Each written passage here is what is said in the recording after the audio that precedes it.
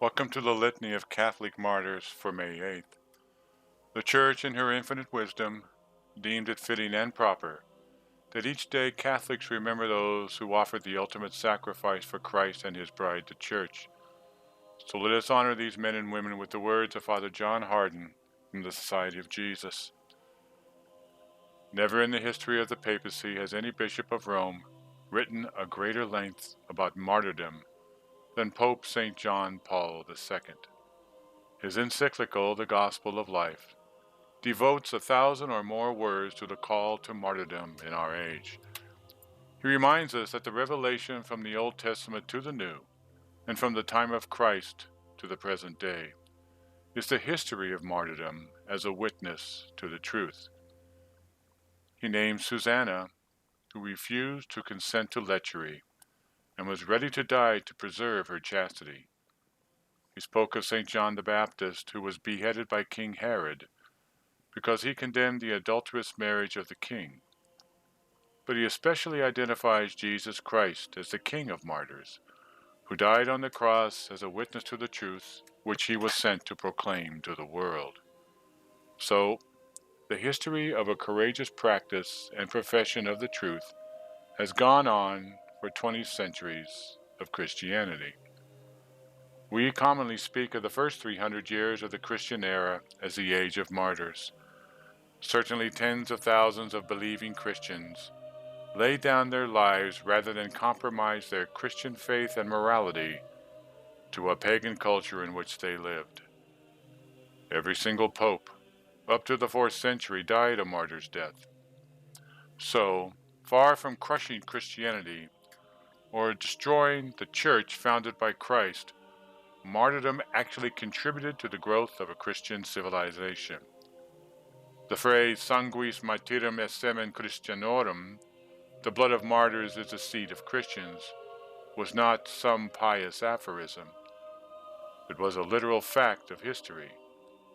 The more blood was shed by Christians in dying for their faith, the more Christianity expanded throughout what had been a pagan world. So in union with that, the following is a list that the Church would like us to remember this day.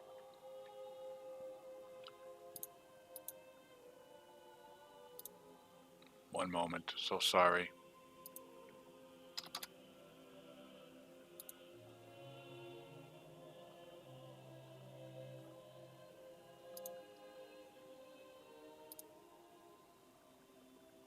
Okay, thank you for being so patient. So on Mount Gargano, the apparition of the Archangel Saint Michael. At Milan, the birthday of the holy martyr Victor, a Moor.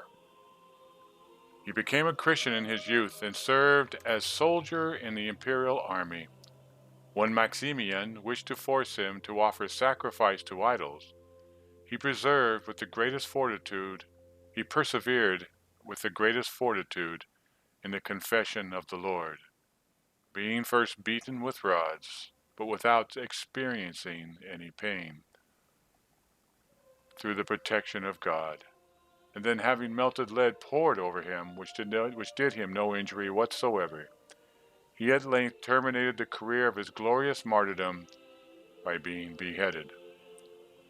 At Constantinople, in the persecution of Diocletian and Maximian, Saint Acatheus, a centurion, who, being denounced as a Christian by the tribune Firmus and cruelly tortured at Perinthus by the judge Babian, was finally condemned to death at Byzantium by the proconsul Facinus. His body was afterwards miraculously brought to the shore of Silatium, where it is preserved with due honor. At Vienne, Saint Denis, bishop and confessor. At Auxerre, Saint Hilarius, bishop. In the diocese of Besançon, Saint Peter, bishop. And in Ireland, Saint Wero, bishop. These are the men and women who the Church asks us to remember today in our daily prayers. They offered the greatest of sacrifices. They offered their blood for the Church, for Christ, and ultimately for us.